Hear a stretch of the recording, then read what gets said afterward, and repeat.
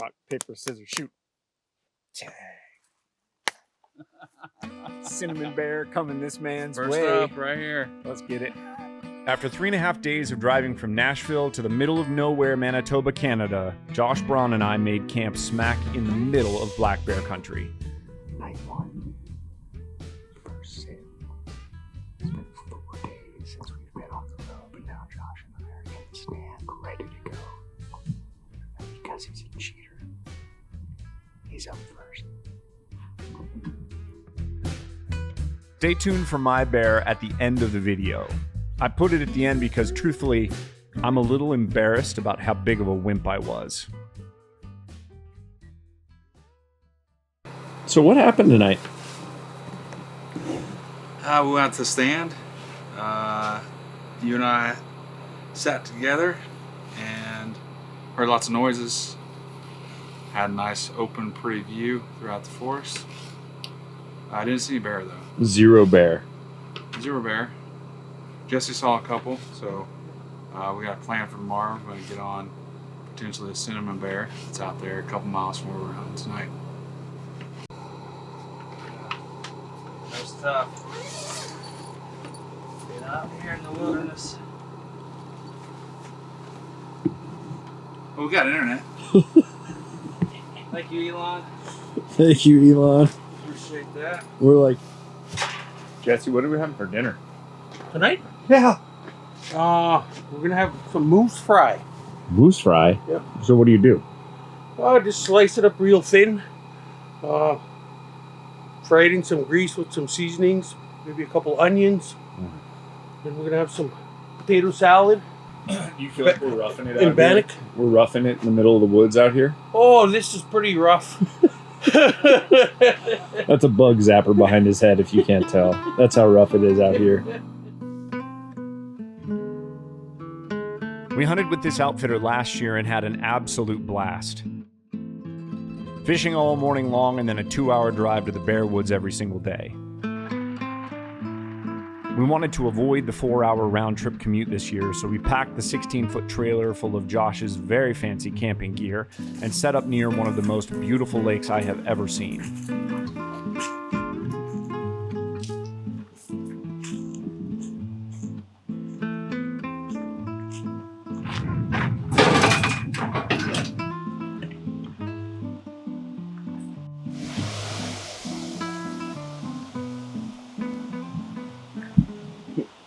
It's still dripping. So what are you saying? Do you think they hit it? Oh, he was just here just now. Oh, really? Yeah. Probably not too far. Brandon and I are going to set the stand tonight, and we're going to pull a double. Pull a double, baby. So there's a really pretty cinnamon bear that's on. There's 2 cinnamon bears, and then there's 2 good-sized blacks. Yeah. And we feel like they've been hitting kind of consistently in the morning and in the evening. So we're gonna prep everything middle of the day, get out quiet, and then come back tonight, bait everything. Josh and I are gonna be in the stand tonight in quiet. No down and up 14 times. But it takes me 45 minutes to get ready. It does. Josh is like a very well-prepared, beautiful woman. Who are these 2 cocky guys? If they only knew what was in store for them.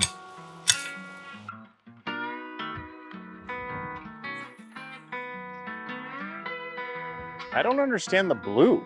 Like it's not a, Yeah. just not a normal blue. It is windy as a mofo.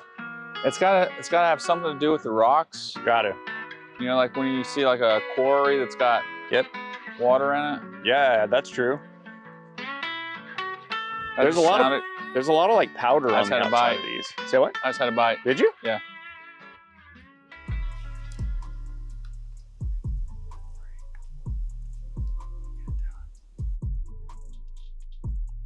"10 minutes into the sit, a nice black bear rolls in. Not a shooter by itself, but if the cinnamon bear walks in, this is the double we were waiting for.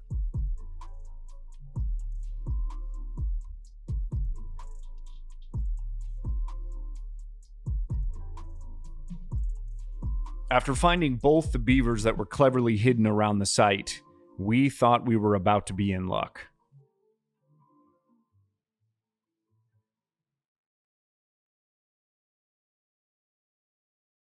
Unfortunately, we were wrong, but 1.5 hours later, in strolls the cinnamon bear.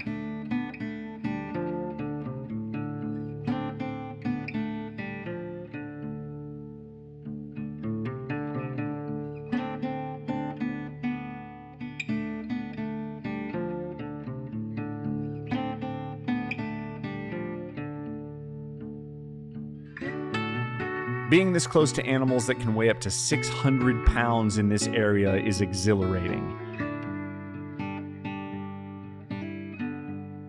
Watching them work out the barrels and dig for the beavers that we have buried around the site, knowing that at any time they could run up the tree you're in at 20 miles per hour is a feeling I will never get used to.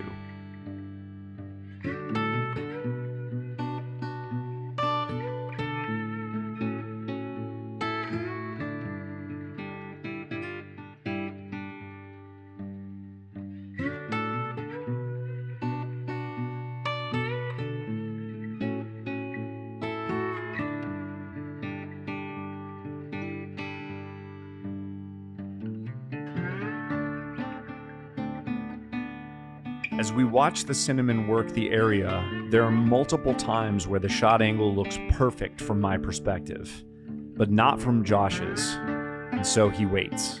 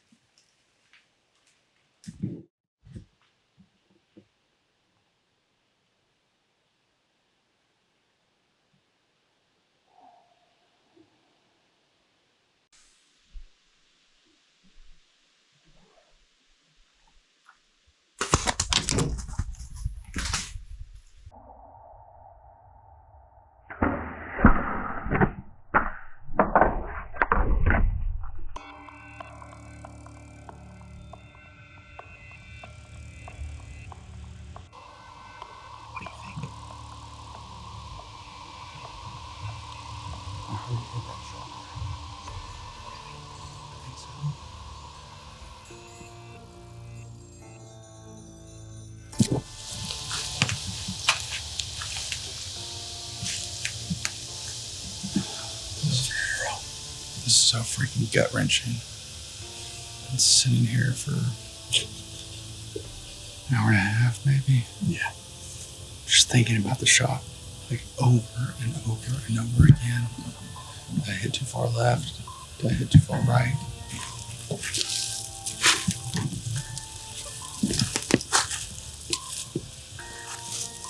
Right, I think.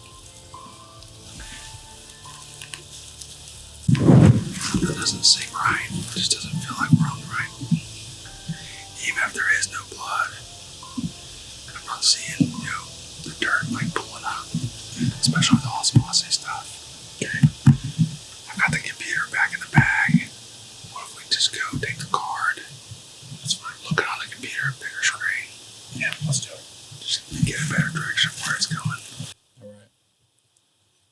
So we talked to Jesse. He looked at the shot. Viewed it over and over again. Looks like I'm probably hit it right there in that top shoulder, that joint. So biggest thing we gotta do is see if we see any blood at all. See if we can find the arrow at least. So let's go take a look.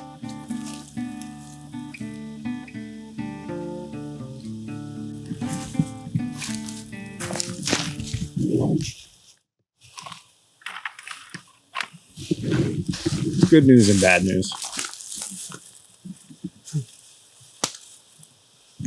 They always seem to go this way, then they go over there. Didn't go in very far. No. Inch or two. They could hit the Okay. they hit the bone. There's nothing wrong with that there. Yeah. Well, that's the thing. Yeah. You could probably only run that far. Just keep the. That's why she was able to carry it so long, is because Yeah. it was flexible just in the surface of the skin. Makes me feel a little bit better. Not much blood. Yeah. So hard to see that.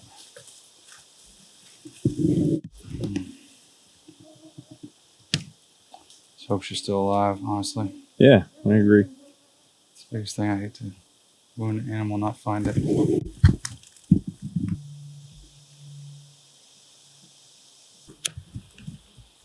You probably figured you just got poked by a stick or something. You think you might be back tonight? Oh yeah. Really? Oh yeah. Okay. You might. You never know. Didn't piss him off too bad.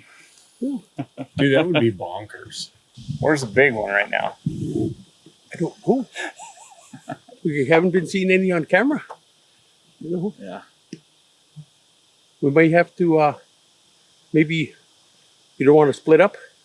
Maybe somebody sit at BFB. And somebody sit down at the zoo. That's fine. So, Jesse just loaded up the biggest, nastiest beaver I've ever seen, and then he filled those 55-gallon drums. So I have a feeling the dinner bell has been rung. Josh is going to make it happen. Last morning, bear camp. Then it's on to some fishing. Oh yeah, we'll load it up. That's right.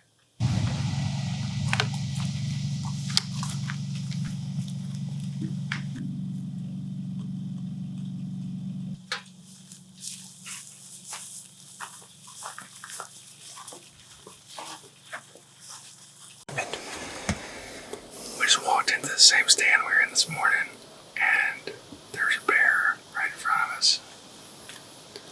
He's not a terrible bear either. That's like he's a little skinny, but he's probably going to be around for a while. So let's just hang out and see what happens. Yeah, we got some time this afternoon. So when the clock starts ticking, I'll make a smarter decision.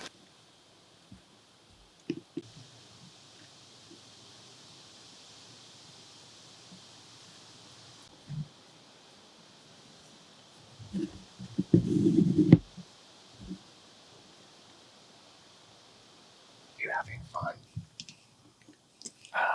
It's a very boring last evening. Yeah, it is very boring. We got our phones out, we're playing around and stuff. You're listening to like a podcast right now, aren't you? I'm listening to Joe Rogan.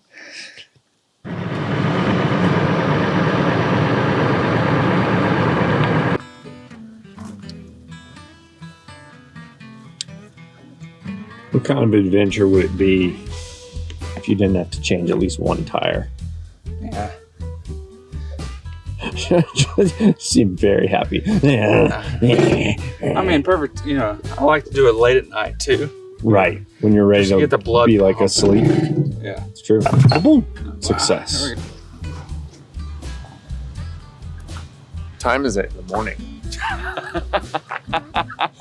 It's 3. I'm sorry I didn't share one of these with you.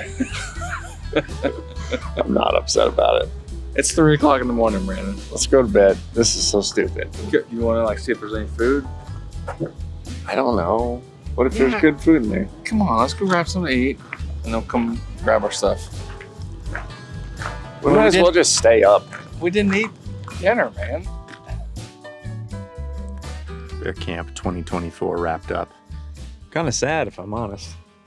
We didn't get to do as much fishing as we wanted, but the view's not bad.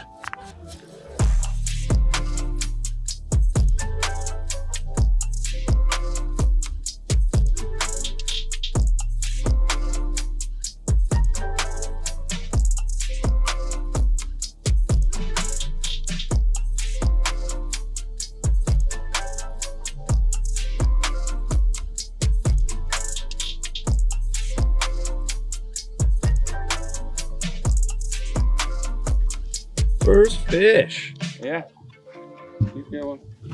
Oh yeah. Ooh, here's a nice one. You ready? Yep.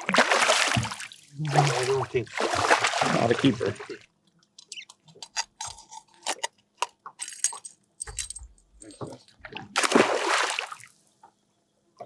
Adios.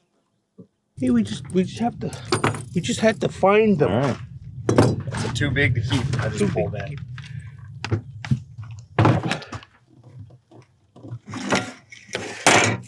Put him on the board. I know he's probably 32. Oh, he's right there. Jeez. 36? 30. 35? Holy moly. He's almost 36. Oh. There you Gonna go. kiss him? I do not. Thank you. That one was 29. I'm gonna keep him.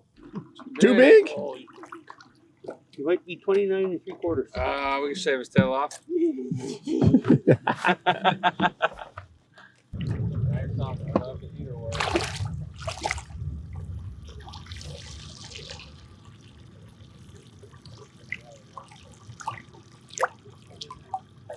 And the 8-incher. Ooh, fat. Josh caught him up. Big old fatty fat. Oh, yeah. Probably not going to keep it though. 33? I think he's probably about 35, 36. Yeah, son. Yeah. All right, we caught all the pike that we needed to on day one. So now I'm putting on what I call the overcompensator. I can't even get it in frame. How do I zoom Tap out on it. this? Okay. A lure as big as my head. All right, let's do cast one. So get me do a little casting. Your rod's already bending, Brandon. Yeah, well, it's gonna feel like there's a giant fish on here immediately. Wow. Went all the way to the shore. You're right that this is definitely way too heavy for this setup. Look at that. Wait till you see the fish that you're gonna catch on that. Day one fishing, big success so far. I guess yeah. it's morning one because we still got to go out this afternoon. We're Look at I didn't even eat my shit. And somebody want a breakfast sandwich? Full of pike. No, I'm good. Go back to lunch. Jerky. we'll take some dirt. We're tagged out on pike. Tagged out on pike. It's ready. It's walleye time. Oh yeah, because we can only take 8 back total, right? Yep. So we're tagged out on pike. We don't need to catch anything.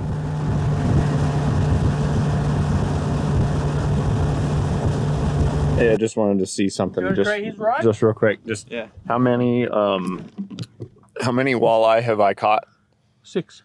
How many walleye have you caught?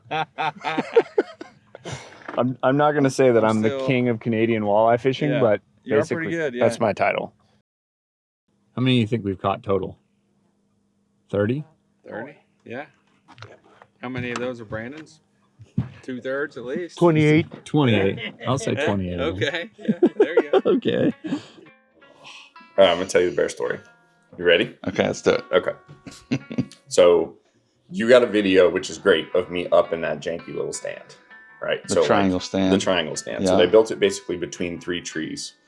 And the main tree was, kind of bigger, like this 12 inches. And then there was a couple, like a 6-inch and a 4-inch. And they literally took a tabletop that is exactly this size and they put it on top of the 2x4 platform that was over like a piece of rotting OSB underneath it, and they put a new like 3 or maybe 4 foot diameter tabletop up there.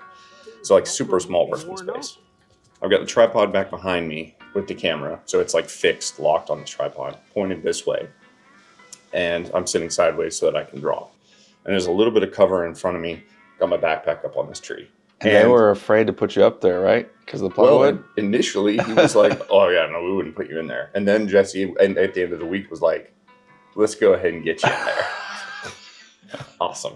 Okay. It was only because we saw that really good bear across the road. Yeah. And he thought this is going to be a good opportunity. As I'm sitting in this small, janky stand, small bear comes in, and I hear a couple sticks pop, and like you can tell it's going to be a smaller bear because you hear the sticks kind of popping last minute. So he's not breaking a bunch of big stuff. He's being a little more dainty. When I see his head pop out, instantly just like, okay, not a shooter bear. He's small. He walks to the bait, but he walks with like a little more purpose and intention than a lot of the bears that we'd seen. So instantly what I was like, that seems like maybe he's a little boar. Like he's a little, just, like a little angry testosterone. Yeah. Hits the bait, eats a little bit, and then he comes over to the 2 different poles that have the beaver hanging from it. And then this part freaked me out. He smells one beaver, and then he smells the other beaver, and then he walks 4 yards to me and pokes his nose directly at me and sniffs at me. Automatically smelled you. Automatically smelled me. So that was why when we were talking, like, we need to be back and we need to be way higher next year. So he didn't smell me when we walked in, and the other crazy thing is wind is blowing directly in my face. It's blowing away from him. And they still have such good noses. Like, they have better noses than deer do. They have better noses than canines, like than German Shepherds. Wow. They have tremendous good noses. So he walks back to the bait, starts eating, and kind of messing with the barrels. And when he's messing with the barrels, I'm like, crap, maybe that means there's not going to be a bigger bear in here, because he wasn't afraid to make noise. He dumps one of the barrels on its side, reaches in, grabs a bagel out of the inside or some various baked good, and then walks back off to the left. And I was hoping, like, okay, maybe he's going to just walk off and he's going to bail. Probably 5 minutes later, I'm sitting like this, and over here, I hear sticks cracking close. Did you think it was another bear? Yeah. Yeah. And so I've got my mosquito net on, so I'm kind of slowly doing the rotation. And as I get to right here, I can see it's him. And the bagel's gone. It's just he's walking and he's looking right at me. Oh, wow. And then I hear him stand up on back legs and front paws hit that big tree. And That the stand is attached to. Correct. Yeah. And so I look back, and sure enough, he's looking right at me, front paws on the tree. And I go, and I hiss him off just like the bear that I did last year. And he just kind of casually steps back. And then he looks, and then he kind of starts walking back around. And I don't have time to because I have to reach around this way. I have to unscrew the tripod. I have to pop the camera off, and then I'd have to rotate. So it's a big movement. Yeah. And I didn't want to scare him off. That might have scared something else, if there was something else in proximity. So I was like, all right, no big deal. He meanders back around. A few minutes later, he pops back out this exact same first location that I saw him. Comes back out, and this time he starts messing with the beavers. And the beavers was awesome, because Jesse put them on these poles that were basically attached near the top third of the pole. So, and then they're loose on the end. So when the thing climbs up the tree and grabs the beaver, they swing. And cool. There's this huge amount of just motion, and the bear doesn't know what the hell's going on. He gets on one side of the beaver, he gets on the other side of the beaver, and he eventually is able to pull a hunk off that's big enough. He walks back off to the left, and I was like, okay, maybe that's good. Maybe he's just going to go over there, and then maybe he knows enough about me now to know that I'm not that interesting, and maybe he's just going to keep coming back and forth. And another bigger bear is not going to care that he's there. So I'm kind of like, cool, we're solid. 5 minutes later, I hear sticks popping again right over here behind me. And I turn a little more quickly this time, same kind of stick popping. And I was like, you son of a bitch. And it's that same little bear. And so I was like, okay, I got to be a little bit more forceful this time. So I slowly stand up, and I turn, and I start unhooking the camera from the tripod, and I'm looking down, because what I want to do is get the camera to film the thing being right there. And he grabs the tree, and he does one full pull up, back paws on the tree, another full grab. And I literally go, no bear, whoa bear. Like what people do for some reason when they're trying to get rid of a bear, like they want the bear to know they're talking to it, so they say the word bear. Yeah. I don't know why humans do Did that. that help? It's just instinctually thing. Instinctual. So I'm kind of shitting my pants a little bit now, because one more full pull and his face is where my foot is, basically. So here's the main question. Why did you instinctually go for the camera versus your bow? I didn't want to shoot him. I wanted to film him. And I guess what I was thinking was, like, he's so small. I mean, he's the biggest dog you've ever seen. Like, that's how big he is. So it's a terrifying predator, because literally, if you think about the biggest, most capable dog ever, and you're like, it's going to get in a tree with you. Yeah. That's a horrifying feeling. But for a bear, he's very small. He's not the smallest bear I've ever shot, but he's a very small bear. And so I was like, I could probably kick him off. I don't know if he's going to come all the way up, whatever. So as I'm getting the camera off, before I can start the filming, he just kind of climbs back down, and then I get recording as he's basically walking away. And I get this recording of him walking through the woods, and the cameras can't quite find him, but you just get that black background in there as it's following through. It's very, very cool footage. Obviously, I'm overlaying it right now on this. And it was at that moment that I thought, okay, I've got 3 hours left of this night. I do not want to keep doing this with this bear. And we had one more day left to hunt. And we've been seeing like the quality of bears was significantly lower this trip than before. Yeah. And I just was like, you know what? I'm going to just puss out and I'm going to shoot this little baby bear. He wasn't a baby, but I'm going to just drill him if he presents a good shot. Yeah. So he gets back to the barrel and he basically sits broadside for me and he starts reaching into the barrel with his right hand to pull food toward him. And he's just exposing this massive open. He's expanding his rib cage. So like, it's the perfect scenario. Yeah. And so I wait for his arm to go in and then pull through. Arrow passes completely through him. The offside hole was enormous. He ran 60 yards and piled up. I mean, it was a textbook, exactly what you would want for the arrow setup that I had.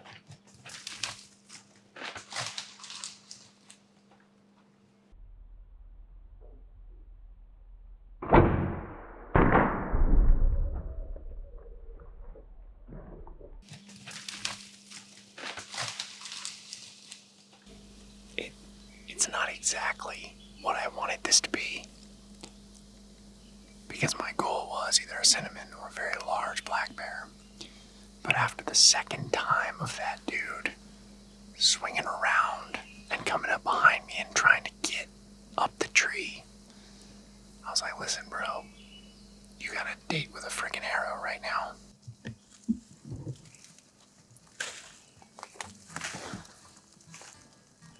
Yeah, straight down that path.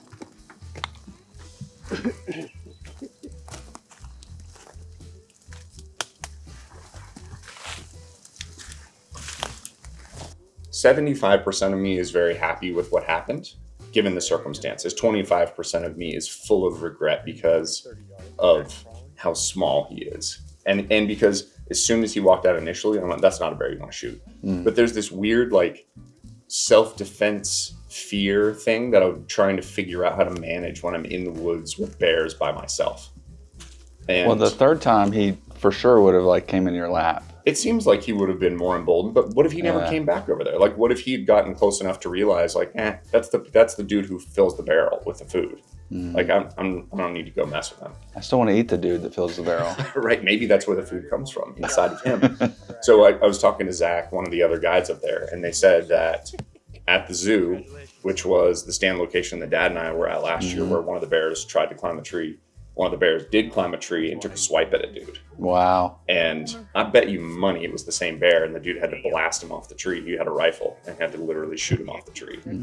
And that may have been a little bit of confirmation that I did the right thing, but I still, 25% of me is like, but motivation for next year. Yeah. And you have bear meat. That's absolutely. Oh, and I have an amazing story. The footage is fantastic. Like, that's the 75% of everything I'm really happy with. But I do wish that he weighed 400 pounds and that he was that giant cinnamon that we had on camera. That dude was a beast. It was beautiful. I hope he's still around next year. Me too, because he'll be bigger. Yeah. Yeah, agreed. Thanks for listening. Okay, we're here watching Brandon and Josh's hunt with their guide Jesse here. And we're not real sure what's going on down on the beach. It looks like three nudes. It's like Three dudes? no, three nudes. Three nudes. It's looking a little bit homosexual here. I'm not real sure what's going on. Kind of worried. I don't think I want to see any more. They don't get out there. No, they're stripping down. Oh. They're looking at each other's twizzle sticks here. Jesse. Jesse's, yeah, he's, Jesse's kind of scared. Jesse's moving in for the kill. There they are. And they're mooning the camera. And Josh is washing Brandon's back here. And a little reach around soap side action.